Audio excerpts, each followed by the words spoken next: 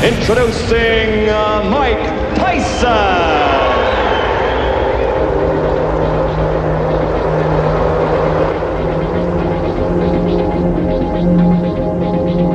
I want a good, clean, hard fight.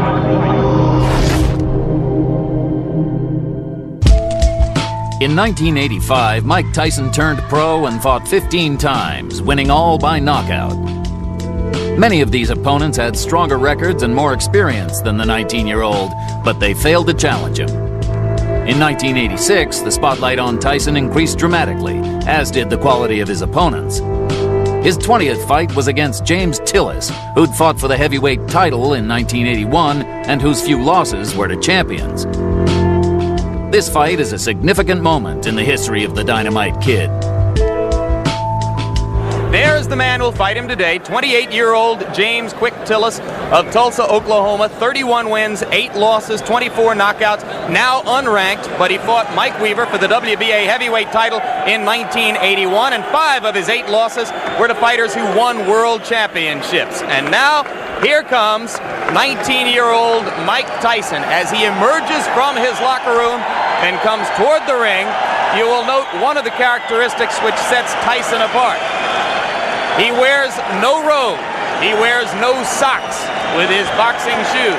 He says that makes him feel more like a warrior, more like a gladiator as he entered the ring. He'll be 20 years old on June 30, can eclipse Floyd Patterson as the youngest heavyweight champion of all time if he wins the title anytime before May 5, 1988. And there is already discussion behind the scenes in boxing of a possible match between Tyson and WBC heavyweight champ Trevor Berbick as early as December of this year. But first, he must get by this fight against James "Quick" Tillis. Promoters proudly presents the main event. 10 rounds of boxing in the heavyweight division. Your referee is Joe Cortez from New Jersey.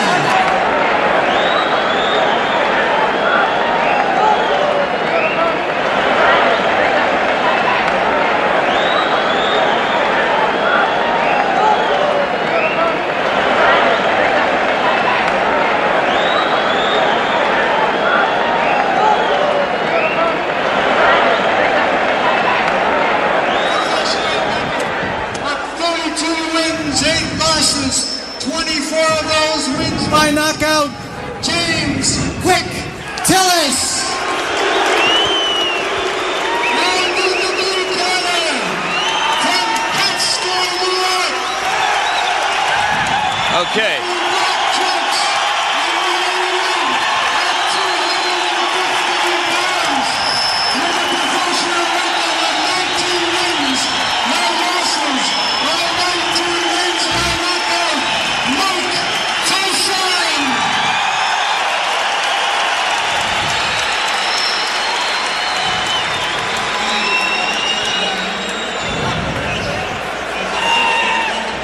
Back in Glens Falls, New York, as you look at the tale of the tape between these two heavyweights, the significant stat there, both fighters entered the ring somewhat lighter than in their more recent appearances. Tyson, in his last fight against Steve Zowski, was over 220 pounds, today at 215.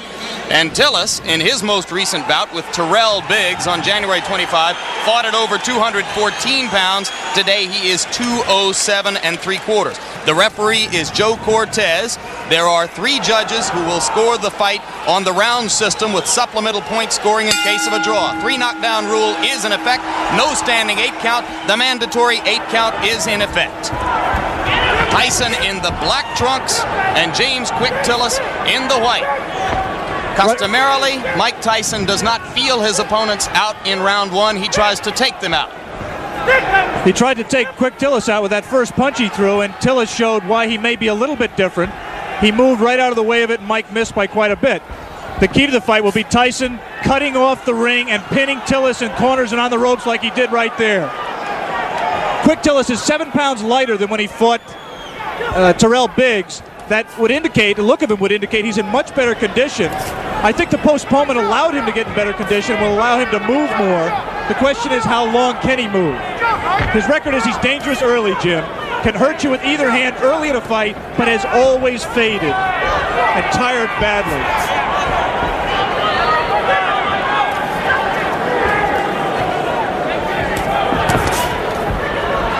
Tillis delivering the left jab and following with the right.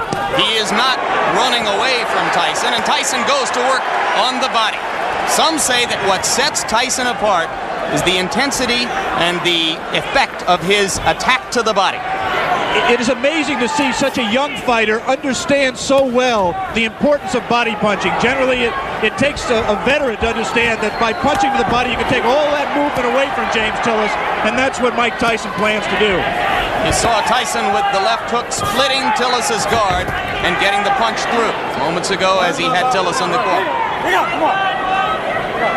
Joe Cortez, the referee, the only one of the 3 judges in Las Vegas a few weeks ago who scored the Larry Holmes-Michael Spinks fight in favor of Holmes. That was an excellent right uppercut by Quick Tillis, which is a punch that should be effective against someone who comes in burrowing in like Tyson does. For some reason, Tillis landed. He was so shocked he grabbed.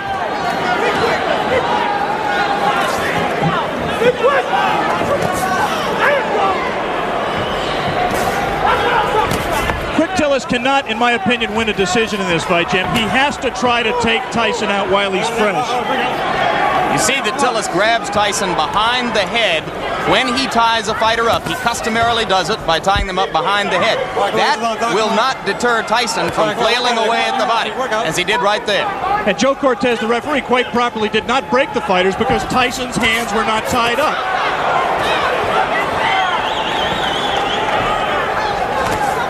Again, the right uppercut just missed that time by Tillis. Late in round 1. A round in which Tillis has not acquitted himself too badly, as he has managed to stay away from Tyson's thunderbolts, although he just took a right hand.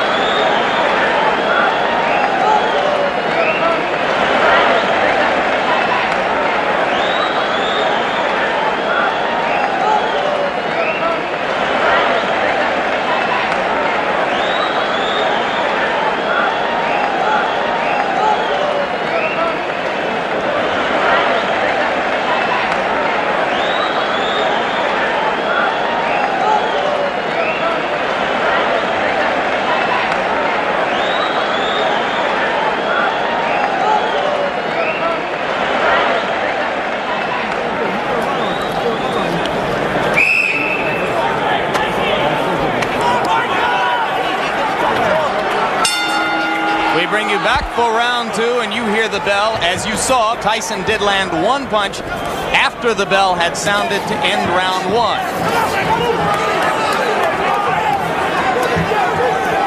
Most people in boxing, if they're looking for a way to beat Mike Tyson, believe it will be done by a fighter who is able to move and punch effectively on the move, as Henry Tillman did in winning 2 fights from Tyson in the Olympic trials as amateurs. All right, bring out, clean. Come on. Tyson just landed 2 solid left hands. The difference, obviously, is here Mike Tyson has 10 rounds to wear down his opponent. He had to go all out in the 3 rounds amateur limit. Lost to Tillman in the Olympic trials. Right hand lands flush on the cheek of Quick Tillis, but that was an extended right hand. He was not in close enough to do maximum damage. Yeah, but he's not letting go of Mike Tyson. He might be shaking his hand, which generally means that he was hurt by the punch, even though it was, as you say, extended.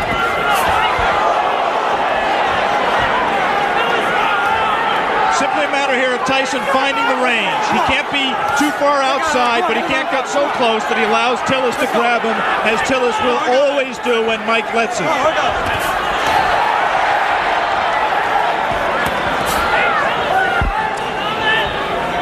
Tyson can be hit. He was openly disappointed with the number of times that Steve Zowski landed on him in his last fight. Any custom auto-trained fighter prides himself on his defense.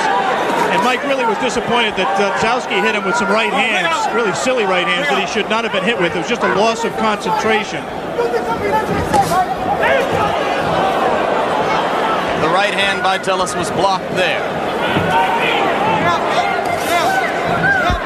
A jab by Mike Tyson, a rare punch for him in his first 19 fights.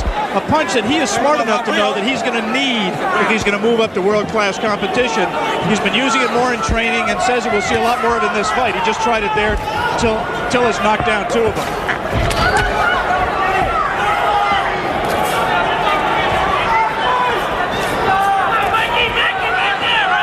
Good head movement by Tyson coming in. For the moment, Tyson is not nearly as busy as he has been in some of his previous fights against much lesser opponents. No doubt a sign of the respect that he must have for a fighter of Tillis' experience. There's the punch that, in my opinion, is going to win the fight for Tyson. It's that right hand to the body. He won't knock Tillis out with it, but he will wear him down and bring his hands down so he can land punches to the head. He got him with the left. And you saw Tillis staggering backward momentarily. Not seriously hurt, but Tyson has begun to break through the guard around the face. And there's a right hand as Tyson continues to land and round 2 ends. You're okay.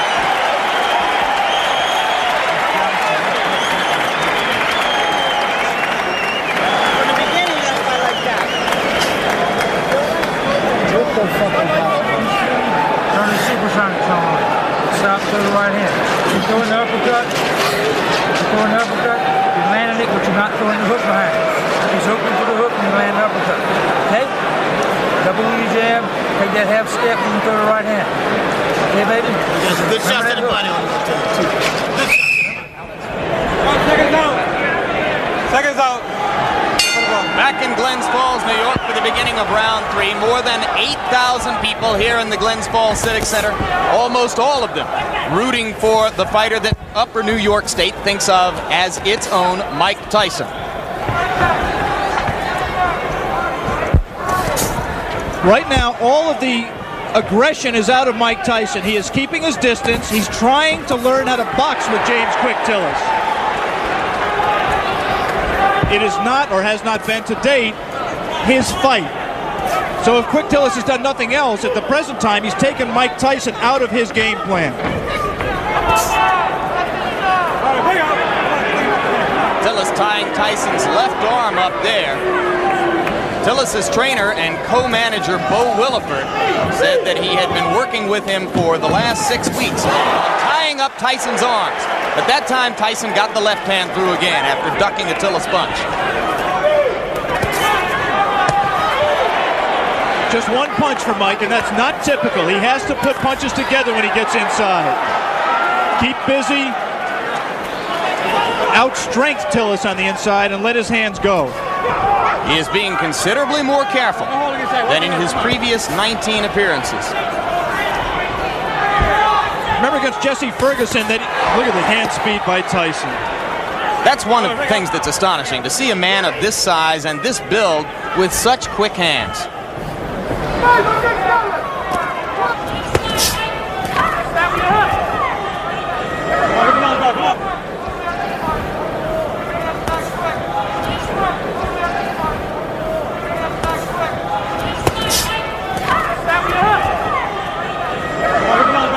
I was saying in the fight against Jesse Ferguson, Ferguson fought a negative fight, fought to survive for the most part.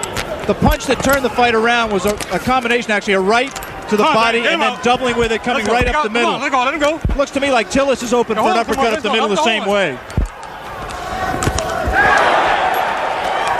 Come on, get those arms out. Come on, work out of there. This is an important learning experience for Mike Tyson. He's going to have to be able to handle a Quick Tillis to get to the top of the even. He is right now.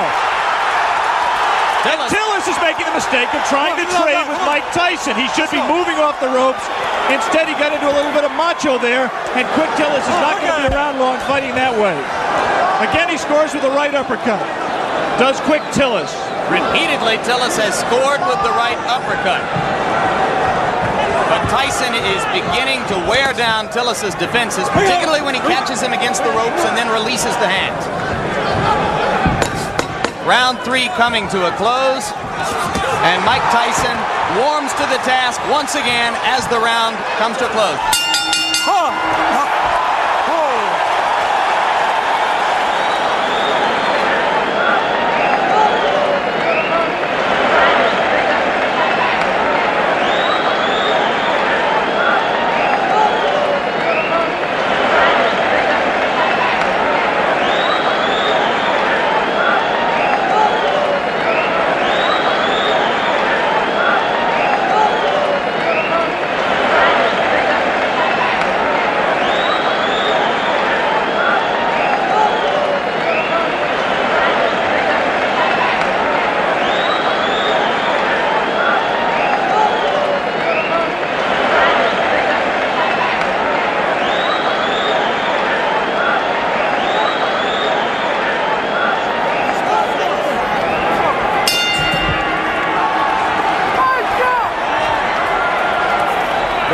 of round 4.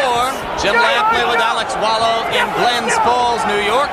If you are scoring in rounds, as they do here in New York State, I had the first round even and have given rounds 2 and 3 to Mike Tyson. Right hand lands on the point of the chin, but he didn't get all of it. And a good left hook by James Tillis. And again, inexplicably, Quick Tillis grabs after he scores the best punch he scored in a couple of rounds. He should put punches together, punch in combination, and he might give Mike Tyson more trouble than he wants. He also can't lunge in with that left hook like that because he's going to get caught. And having felt what Tillis has to offer in the way of the uppercut and that one left hook which scored, Tyson now appears to be a little less shy about stepping up inside. Tillis is landing punches. He's landing hard punches, and interestingly, Mike Tyson is taking them. I mean, he doesn't want to get hit with them, but one of the questions about him, as it is with all developing fighters, is can he take a punch? Quick Tillis has had people like Carl Williams on the deck twice, Greg Page on the deck, Marvis Fraser hurt. He can punch when he's fresh like this. Switches left-handed. Tillis is a converted southpaw. Punches hardest with his left hook. Fought as an amateur. Fought as a southpaw as an amateur. Turned around in the middle of his amateur career.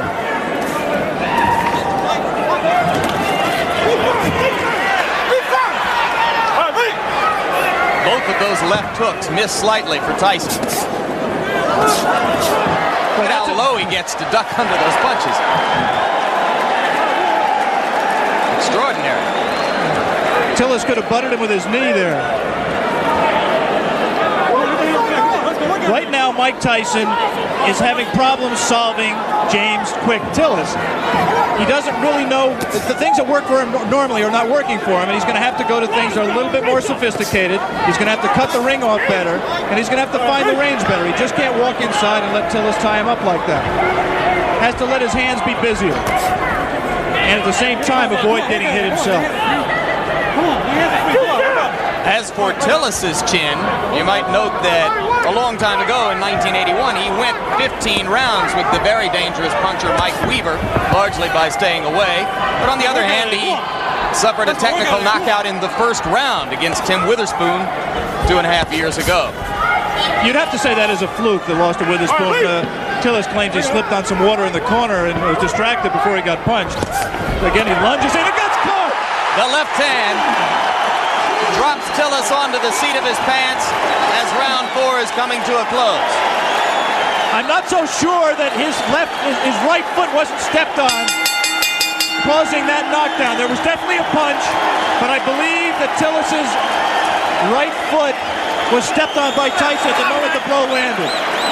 All right, let's stay right here and take one more look at the knockdown. I'm clearly wrong.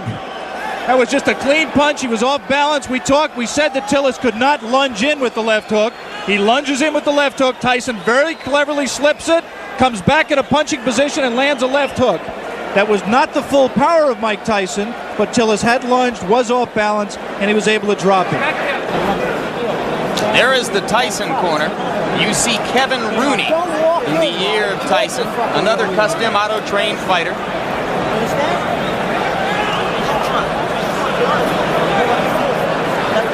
The longest Tyson bout was the fight against Jesse Ferguson. A TKO at 1 minute 19 seconds of the 6th round. Now round 5 begins here in Glens Falls.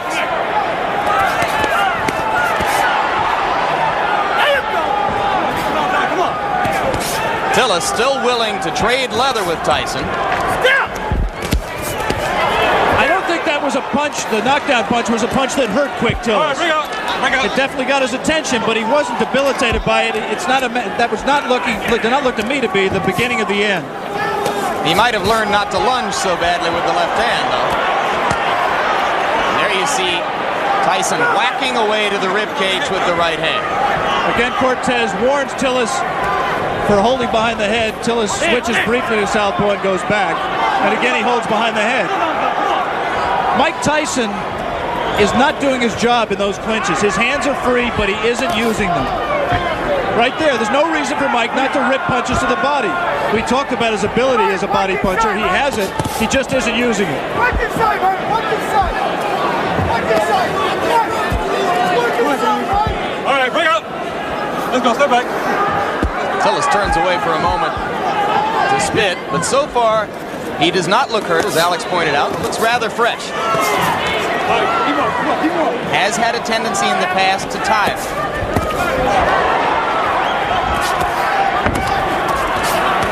This is not a good round so far for Tyson, who is missing more punches than he lands.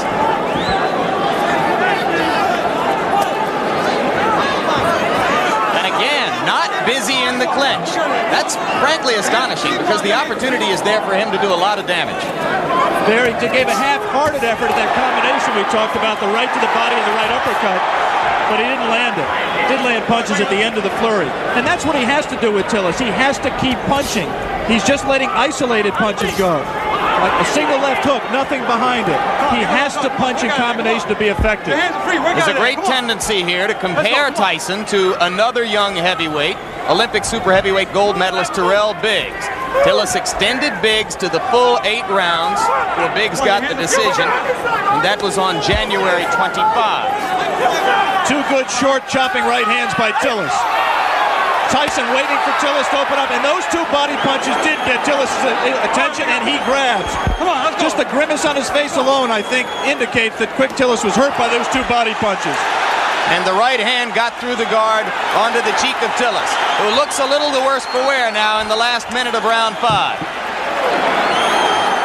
So after a slow first minute and a half in this round, Mike Tyson has reapplied the pressure. And if he's shown you one thing today, it is that he knows how to close out a round and leave an impression in the minds of the judges.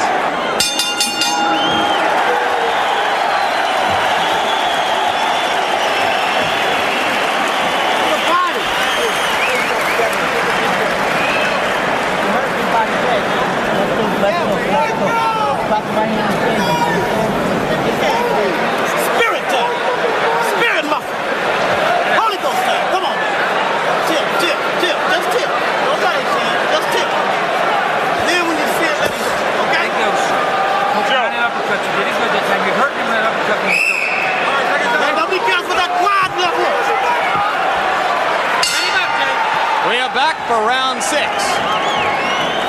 And it's a piece of trivia at best, but now Tillis has an opportunity to go farther with Tyson than any of his previous opponents if he can last past 119 of this round. Well, I think if Mike continues to fight this way, Tillis has the chance to break the knockout string. He's got to be busier. Tillis does have a tendency to tire very badly in late rounds. He was exhausted at the end of his 8-round fight with Terrell Biggs, and this is a 10-round fight. But Mike Tyson has to throw punches that mean something and throw them in combination. Those are just arm punches. There's nothing on those punches. Just count the number of effective punches that Mike is letting go. And they're very few. Let's go. He's just trailing Tillis around the ring. Not cutting it off effectively. Come on, work out of there. Come on, work out your hands. Allowing himself to get tied up, accepting clinches. Now the crowd begins to implore Tyson to give them something a little bit more exciting than what he has demonstrated here. And now it becomes clear that Tillis will last longer than anyone else has, as we have just passed the point at which Jesse Ferguson was bid to stop by Luis Rivera in Troy, New York, a couple of months ago. That punch missed, despite the crowd reaction.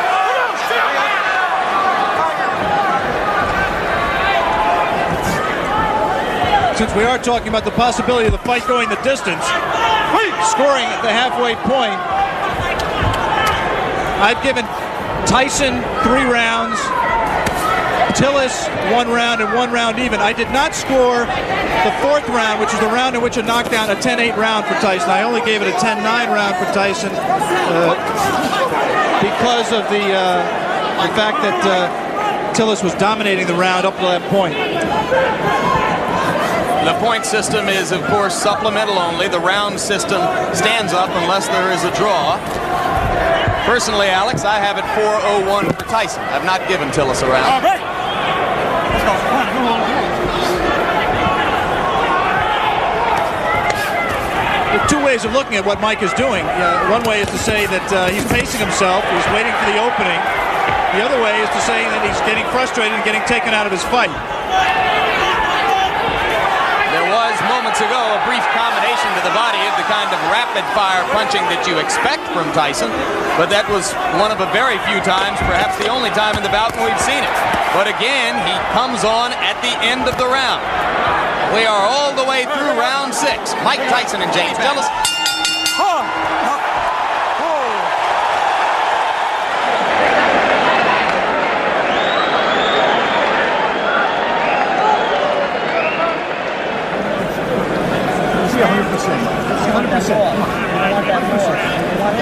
More sevens. Get out there. More sevens. 5, 6, 5, 6. Be first, be last, but be last. Okay, let's go, man. For the first time in a professional career, which began 13 months ago, Mike Tyson enters round 7. Another heavyweight. Tyson with the lead in the fight to this point over James Quick Tillis, but fighting a curiously docile fight so far. Not nearly as busy or as aggressive as we've seen him in his 19 previous outings, which resulted in 19 knockouts. He almost looks right here like he's waiting for Tillis to make the fight, to come to him. In case you've just joined us, it is Tillis, the fighting cowboy from Tulsa, Oklahoma, in the white trunks, Tyson in the black. Tyson co-managed by Jim Jacobs and Bill Caton. Tillis co-managed by Bo Williford and Gary Bentley. One curious thing that we learned before the fight about Tillis' condition, we said he's always tired late. Bo Williford and Gary Bentley found out after the Biggs fight, through the doctor's examination, that James Tillis has a number of allergies. Among them, allergic to milk, citrus, and wheat, which could make things difficult for a fighter who, on the day of a fight, eats wheat cakes, drinks milk, and orange juice. Let it go, come on, let it go, James. We have to assume that that was not his pre-fight meal today. He actually was eating mainly cranberry juice. But it has helped his stamina, and I think he also trained harder for this fight. He realizes this fight means everything to him. He has lost 4 of his last 5. And Bo Williford told me last night that if Tillis were to be knocked out today and wanted to continue as a fighter, he would do so without the help of Bo Williford. Yeah, this is career time for James Quick Tillis. Incidentally, if you're not a boxing fan and Tillis looks familiar to him, you may have seen him in the movie The Color Purple, where he had a brief part as Henry Buster Broadnax in the juke joint scenes. Spent 2.5 weeks with Steven Spielberg and crew in Los Angeles, where they called him Dark Gable. There's a right hand by Tyson. And the uppercut. Tillis is not noticeably hurt by that punch. But he's cut. There is blood above his left eye. Exactly right. Mike was a little bit extended with the punch, did not have the proper range for full power. Now he's at the right range, though. He lands something here. This is where he can be effective. Again, not punching at the body when Tillis grabs him behind the head. Tillis landed a left, didn't seem to faze Tyson at all. We will stay here between rounds, as it is Tillis who tries to flurry at the end of round 7, with the blood now seeping out from an apparent cut above the left eye. Bill Nunnery does the cuts for, well, actually Bo Williford is doing the cut himself right now. Doctor in looking at it. As we look at Tyson's corner, the action is in the opposite corner, right there where they are working on James Quick Tillis' left eye. Let's take a look back at the action from round number 7.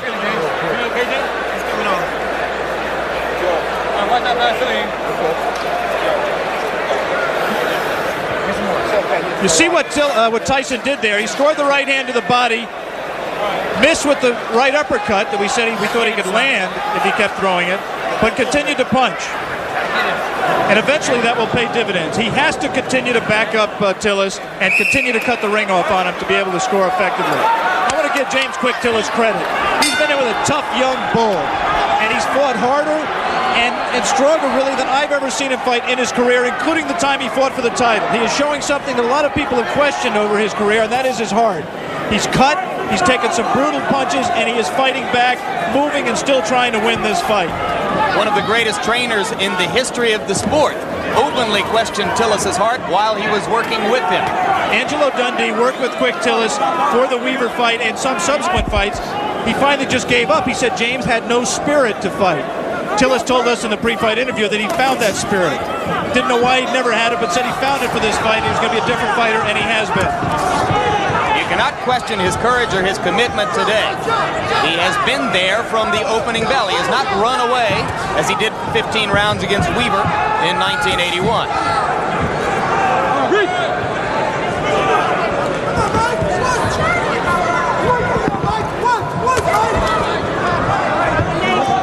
Tyson looped that right hand, and you have to wonder if perhaps Tyson is getting a bit anxious. We are into round 8.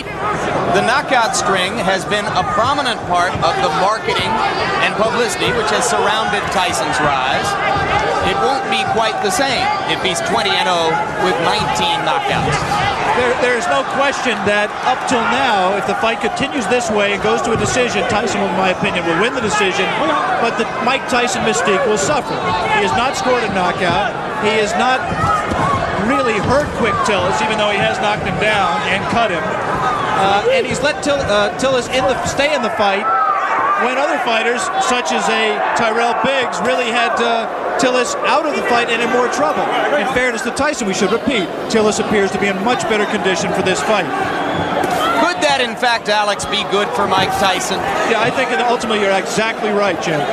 This kind of a fight is absolutely essential to his learning experience. It's obvious for a fighter who punches with as much power and who places as much of his fight plan on power as Tyson does, that any kind of movement cuts down on his power because it doesn't let him set himself as well.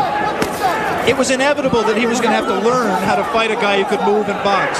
It's good that he's fighting one like Quick Tillis to get that learning experience. And maybe if he has to go to decision to win the fight, then there won't be as many people asking every day, when are you going to fight for the championship of the world? Those same people who are questioning his chin and his ability to go rounds will turn around now, since he's demonstrated that he has not gotten exhausted and he's taken good punches, will now turn around and say, well, he can't punch. Mike Tyson just went left-handed, and that was decidedly left-handed. It's the first time he's been that committed to a left-hand stance since his 4th professional fight. It means he's a little bit confused, a little bit frustrated, and he's willing to try anything new right now.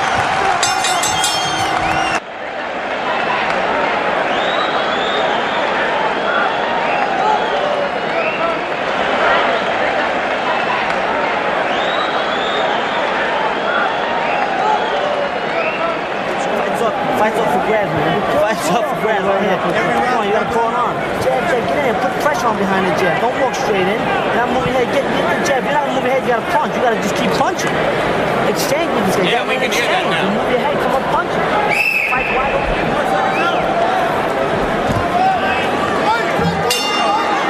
We are back in Glens Falls, New York. James Quick Tillis enters round 9 with 19-year-old knockout phenomenon Mike Tyson. And in Tyson's round, or in Tyson's corner between rounds, trainer Kevin Rooney was imploring him to keep punching, not to stop punching, particularly in the clinches. Come on, come on, work out of it, guys. Come on. Which is exactly what Mike just did. He was in tight, his hands were free, and he did not punch.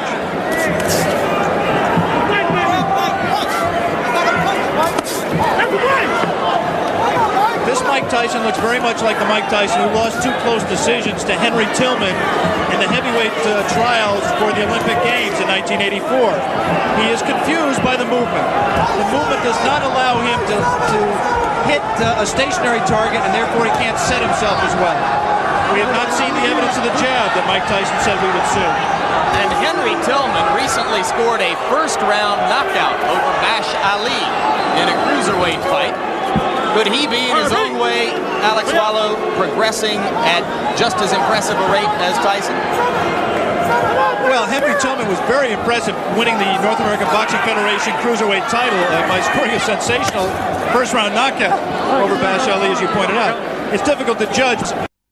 First of all, I haven't seen all of Henry Tillman's fights. And second of all, he hasn't fought in the same division as Mike. He's been fighting as a cruiserweight. There's not as much talent down there. It's difficult to say. I was very impressed with Tillman against Bash Ali.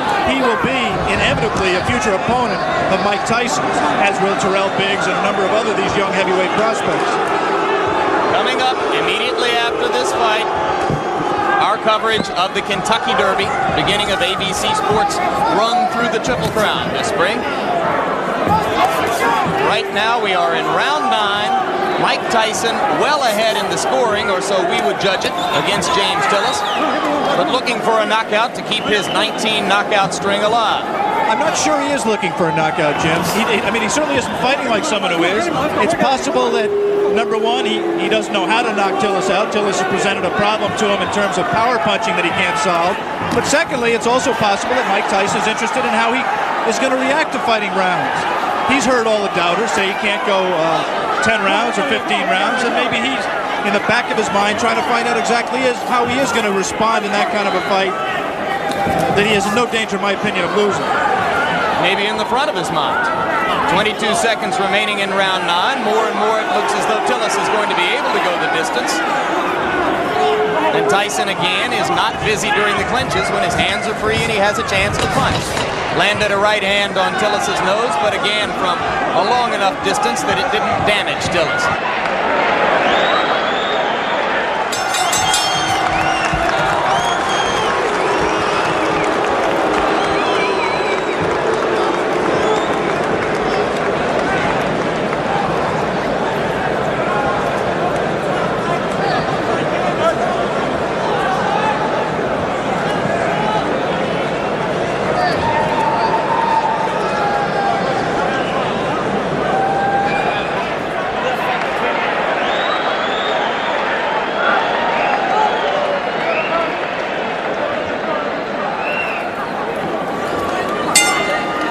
Back in Glens Falls, New York, round 10. The crowd tries to liven itself up, try to provide some encouragement to Mike Tyson. Most of them have come here today hoping to see a knockout and, frankly, expecting to see a knockout.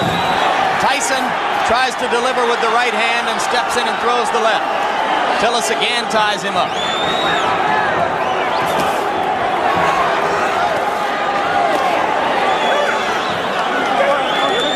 James Tillis is still a dangerous fighter. This is the most power and zip he's had in his punches at this late stage in a fight that I can ever remember. Tyson knows it, and I just don't think he's going to take any unnecessary chances. You can be sure he wants to keep the knockout string alive. But he also is just not going to take any unnecessary chances. He wants to win a decision, win a fight. He'll be 20-0, still undefeated, and in his mind, I think, still well on his way to a heavyweight championship. Could Tillis have revived his career somewhat, even with a loss, if he stands up? Well, this certainly is a respectable showing, and there certainly will be notoriety to the man who broke Mike Tyson's knockout string, especially if Mike resumes the knockout string after this fight. Always difficult to know why a crowd is booing. You can't psychoanalyze 8,000 people. I think it's possible that they're disappointed in Mike's performance. They came here wanting to see him do what he's done in his previous 19 fights, and he doesn't appear at this point to be going all out to satisfy them. Landed the left hand, but Tillis stood right there. Cut is no longer a problem. It has been effectively stopped. Tillis comes straight in.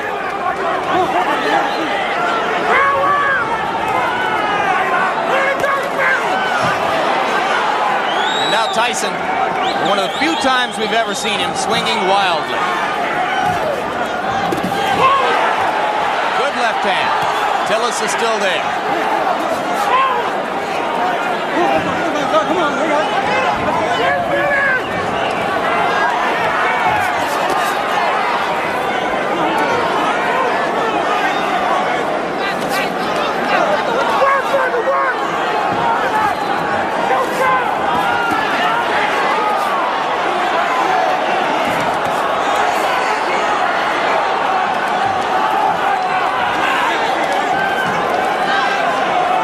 Well, there will be very little doubt about the decision here. The scoring might be slightly different in Tulsa, Oklahoma. Tillis continues to give a good account of himself. And backs Mike Tyson up onto the ropes, which is a first. A little of Tyson's own medicine. It will be interesting to see how Mike reacts to this. Closing with a flurry. The bell is going to sound.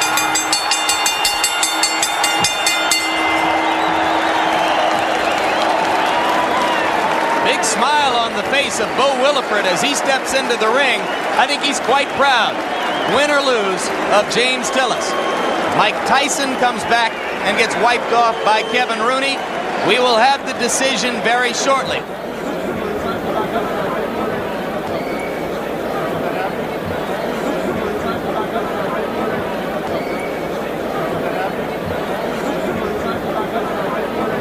In the middle of the ring announcer Paul LaFleur with the decision. Ladies and in this gentlemen, fight. here is the official scoring.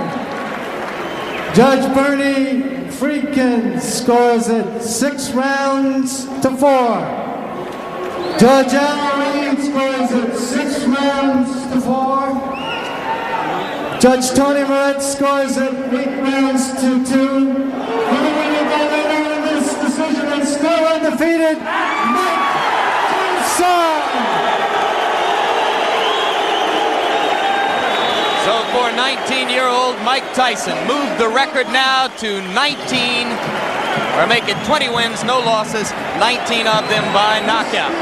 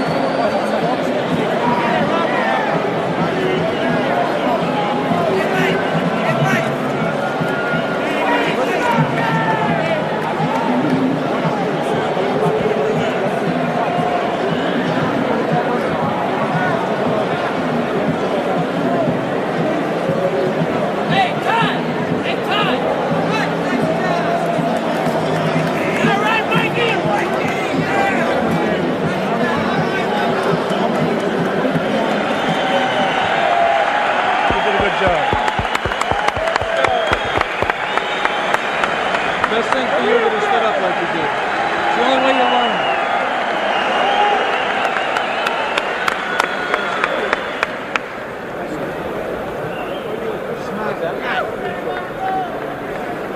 learn. Mike, your reaction to your performance?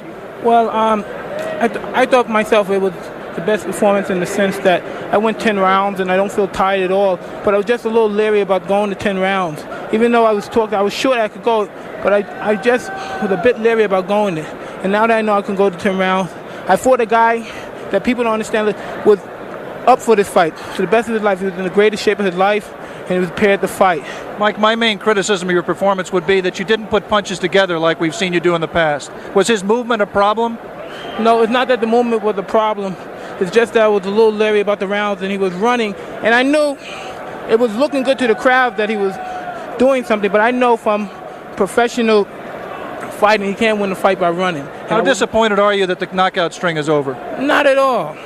If anything, I feel relieved, and I'm confident if I wanted to, I could have knocked him out. You have always said that Cuss was always critical of your performances. What do you think Cuss would have said about today's performance? Well, I got hit with punches that I had no business getting hit with. But other than that, my objective is not to get hit with any punches, but as you see, I take them like a professional. It doesn't faze me. Good learning experience. Good luck down the road, Mike. Thank you very much, Prince. Mike Tyson was exceptional, wasn't he? He's one of those who come along, he was brilliantly trained and managed. I don't mean that was why he was so great. He'd have probably been great if he was thrown in with anybody at any time. But on the other hand, he was well looked after and well taught, I had some time for Tyson. His behaviour at times could be questioned, I know, but not necessarily in the ring. I mean, all right, he wasn't the cleanest fighter of all, but I mean, that doesn't mean anything. You know, you can be the cleanest fighter and you can't fight a lick, so you may as well be the roughest fighter and get away with it, which he did. You know, well, obviously we always liked watching Mike Tyson because you never knew what was going to happen with him. He was totally unpredictable, really, other than that, sure, he'll win, you know. But Tyson was exceptional. He was, to use the word animal might be a bit of disrespect, really, but he certainly was in the ring. I mean, he feared nothing and he did everything. If he could get away with it, he did. The James Tillis fight was the first time Tyson was pushed to go the distance. Fight 21 against New York gang leader Mitch Green also went to 10 rounds. But then Tyson was back to his old ways, destroying Reggie Gross in the first round of his 20 fight. Iron Mike was emerging as a phenomenon in the boxing world, but behind the scenes, the tide was changing. A man called Don King joins the team in the next Tyson Raw and Uncut. Mike Tyson! I believe he will be the youngest heavyweight champion of all time.